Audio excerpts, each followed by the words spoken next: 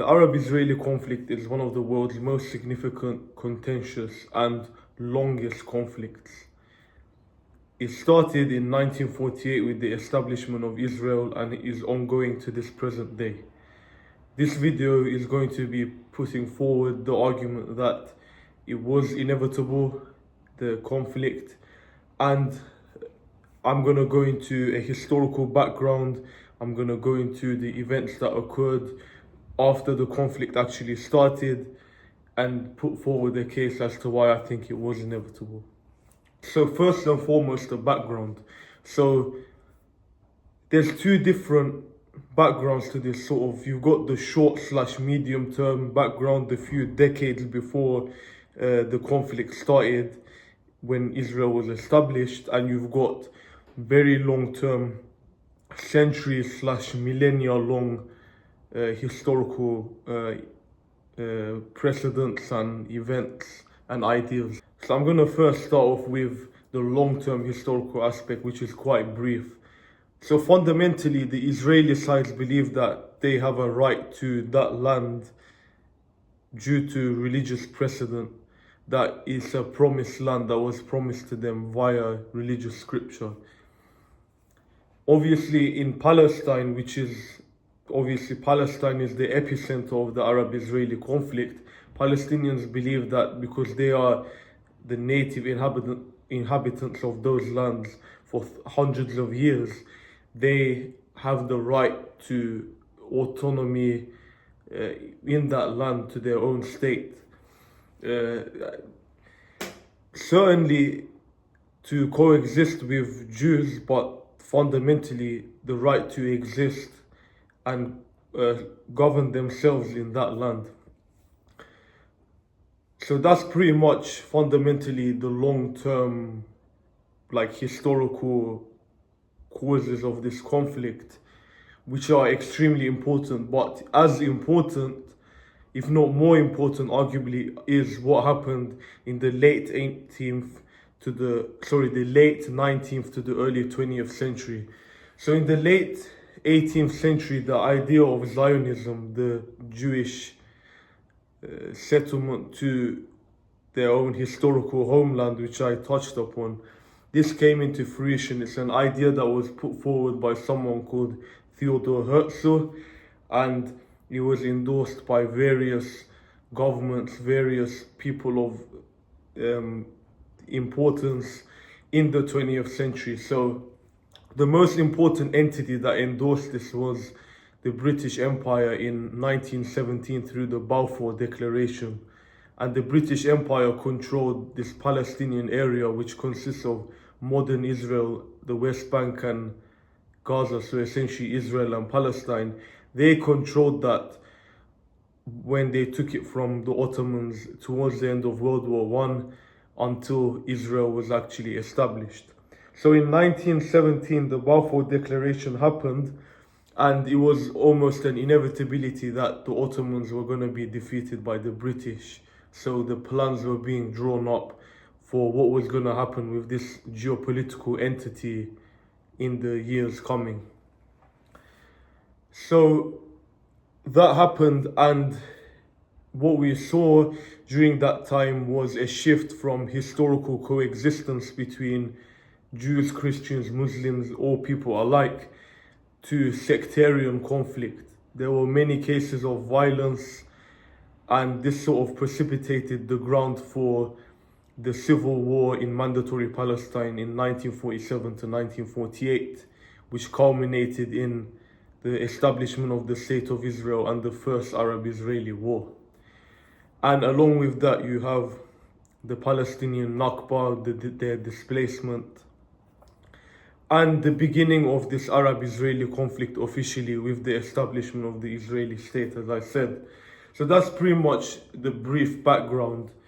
And what actually happened after is arguably equally as important as what happened before, as the background in determining whether the Arab-Israeli conflict was inevitable. Because the Arab-Israeli conflict is not a single event. It's the establishment of Israel was the beginning of the Arab-Israeli conflict. However, it's not the end. The conflict still is going on to this day.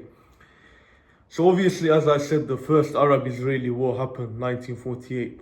There were three more Arab-Israeli wars. There was one in 1956, 1967, and 1974. The first three were won by Israel, but the fourth one was more contentious, with both sides claiming victory. You could argue the fourth one was more significant. There was this sort of stalemate that happened with an inconclusive result was followed a few years later in 1979 with a peace treaty between Egypt and Israel and normalization recognition. This was extremely significant because Egypt was the main belligerent of the Arab-Israeli wars and conflict and bordered Israel directly. So this was a massive development in the Arab-Israeli conflict. Whether it was to a positive or negative direction depends on whatever side one is on.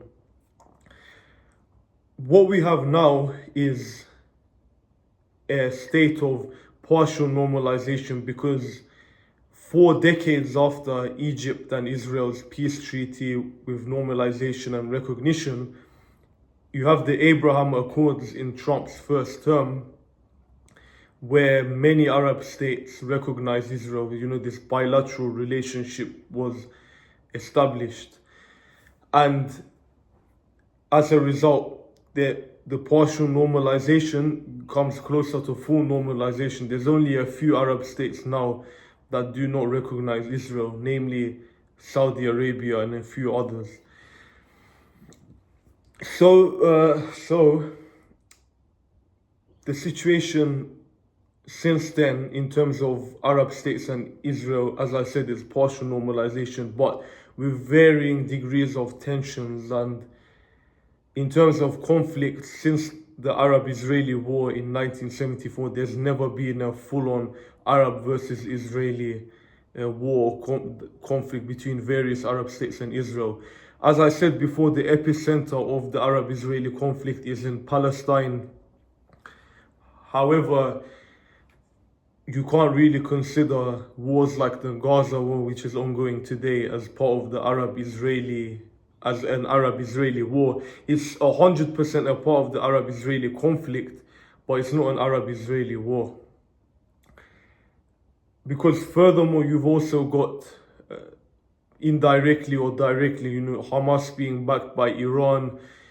Iran is not on good terms with Arab states. Iran is simply a third party in the Arab-Israeli conflict because they're hostile towards many Arab states, very hostile, as we saw in 2025, towards Israel. So you've got, on top of this, finally, in terms of what's happened since Israel was established, since the Arab-Israeli conflict officially started, so much killing on both sides, but especially on the Palestinian side. You've got ethnic cleansing, just exponential decrease in living standards, which has been exacerbated in recent years, hence why I said exponential. The Gaza war has made it much worse, with millions of people facing starvation. But even before that, because of the various wars, because of the various conflicts within this entire Arab-Israeli conflict, things have gotten worse and worse for Palestinians, and Israel has consolidated its status as a regional power. But this is simply going on a tangent, in my opinion. If we stay focused on why it was inevitable, I've sort of touched upon some of the events that sort of link to the reasons why I think it is. And I think the best way that I can prove why I think that it was inevitable is if I compare it to my position on the India-Pakistan partition, the partition of India, where I actually argued that it was not inevitable. So if we look at the key differences and similarities, we can understand why my position is the opposite in these two different situations. So The partition of India, if we look at the years close to it, just a year before, you got the Indian, Hindu nationalist side and the Muslim nationalist side. The Muslim nationalist side with Muhammad Ali Jinnah, who was the pioneer, the founding father of Pakistan, sat down with, Indian nationalist leaders to discuss a one-state solution for India, a united India without the need for partition. In mandatory Palestine, you didn't have that. 1 year before, there's a civil war that started. 1 year before Israel is established. Obviously, you could point to a lot of conflict within India before the partition. You could point to the fact that partition was a colonial construct, which I actually mentioned before when I debated this, through the partition of Bengal in 1905, which could have precipitated the partition later on. But there wasn't violence or division that was organic as there was in mandatory Palestine, which led to a civil war. Now, I say that it's organic, but I'm going to caveat that with the fact that prior to the British assuming control of mandatory Palestine as a geopolitical entity, within the Ottoman Empire, there was relative coexistence between Jews, Christians, Muslims living in Palestine. However, in mandatory Palestine, it was a state of sectarian conflict which was very frequent. So that's the caveat to this. Civil war happened not only due to, obviously, colonial, sort of it being a colonial construct, this sort of idea of partition and divide and rule. It was also because of sort of ethnic tensions that had arisen slowly, which was not as much the case in India as it was in, obviously, Palestine, Israel. So the second reason I'm going to go into is quite similar.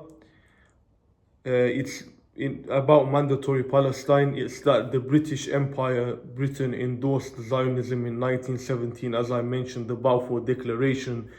So this inherently set the stage for a future Jewish state. And one united secular state in Palestine for both Israelis and Palestinians, so Jews, Muslims, anyone living there.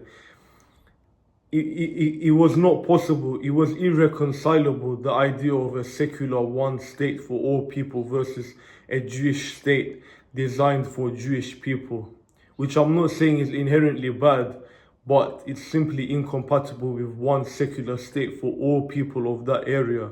No matter how democratic the state can be, it can't really reach its true democratic universal potential without constitutionally encompassing all people living in that historical region that is Palestine.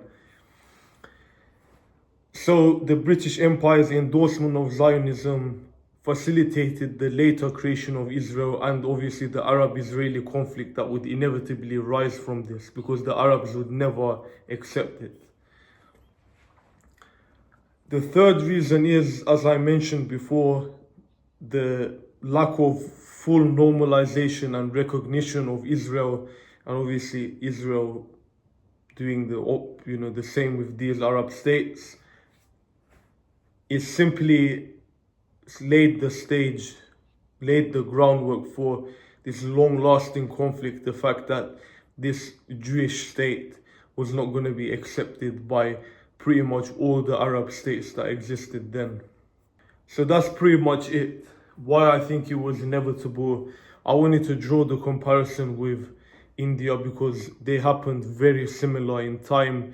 They were both previous geopolitical entities, whether colonies or simply just a geopolitical entity of the British Empire. So there's a lot of similarities but key differences as to why one was inevitable and one wasn't. So I want to hear your thoughts. For me, this can be an amazing debate. I want to hear what people say, people that say it's not inevitable. One thing I'll say is, for me, I'm just looking at all the key data available, all the historical evidence. It's going to be much harder to argue that it was inevitable. It was not inevitable, sorry. And I'm obviously arguing that it is inevitable. So I want to hear what people say about that. But anyhow, I appreciate all of you watching this. Please leave some feedback. Like the video if you enjoyed. And I'll hopefully see you in the next one.